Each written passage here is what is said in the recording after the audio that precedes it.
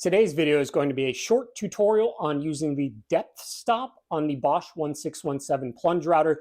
We will touch very quickly on the depth gauge on the fixed base as well, but this is primarily about the depth stop for the plunge router. The three most common bits used for the depth stop are going to be straight bit, spiral bit, and some sort of edge profile bit.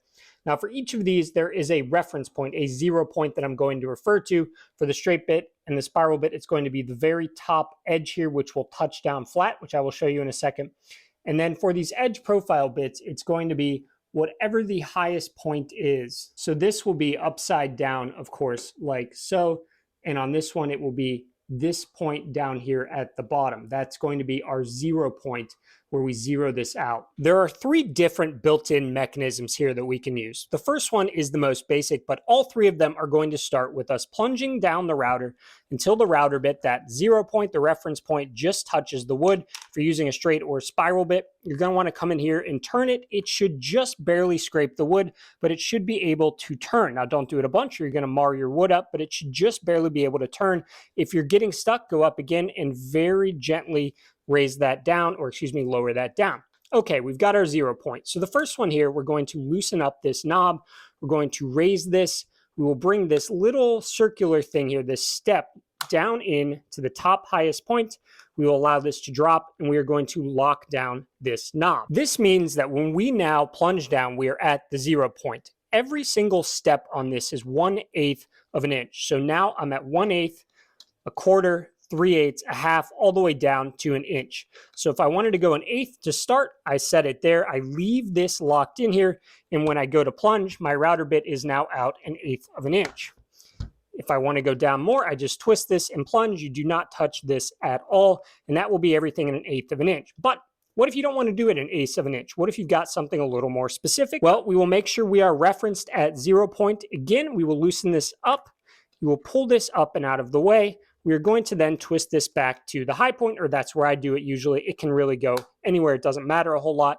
Let it slide down, and you are then going to lock it and come back up here and zero this out. So this little red line matches up with the 0 on this. Now, this is not the most insanely accurate thing in the world, but it is close enough. You will now loosen this knob, and you push this up or down to go to whatever depth you want.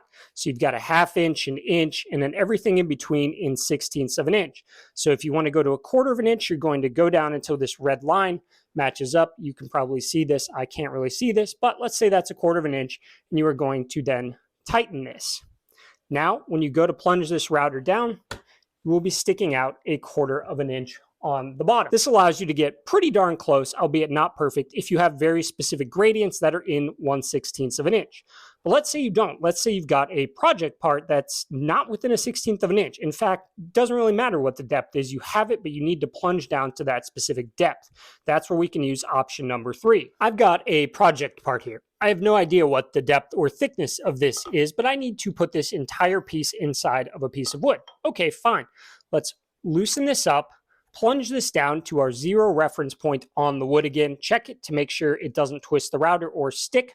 You're going to keep this loosened up. You will have this part at the highest point, so set it back there. And all you are going to do is stick this piece in there, press down and hold this, and then lock this in.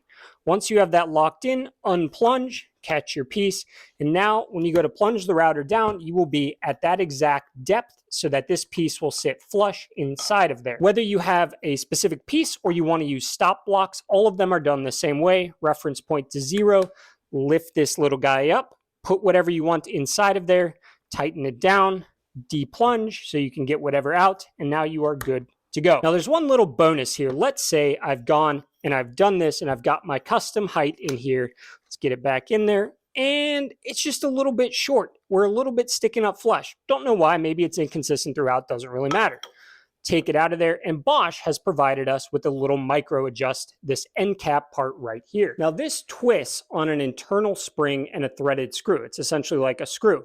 We can move this a little bit at a time, right or left, to either raise it so our depth is greater or lower it so that our depth is less. It is a micro adjust, so it is very tiny amounts, but that's really good when you're trying to dial it in.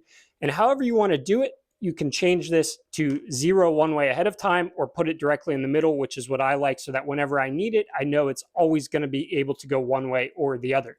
But that will get you just a hair at a time, a little turn at a time, to increase your depth or decrease your depth, and you'll be good to go to get the perfect fit. Now, when it comes to the fixed base, there is more of an adjustment rather than a preset, because obviously this locks in, it doesn't plunge.